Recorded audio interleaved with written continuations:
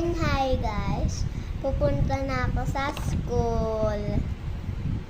Yan, iniipitan niya po ako. And ito yung mga gamit ka. Ito po.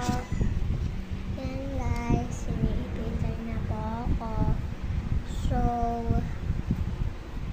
wait lang po guys ha. Wait lang po. So yan guys, may sinabi lang ako sa mama ko. And yes, and eto guys, pabili kayo Beatrice para siyang hairspray. Ayun o, hair freshness. And yan, hindi ko alam kung anong iipit niya. So, sabi ko, dun ako sa harap ng salamin mag-ipit. Sabi niya, mainit daw dun. At dito ako. Gusto ko nga talaga makita yung itsura ko sa pag-iipit. Kaya ginawa ko, binidyo ko na to guys.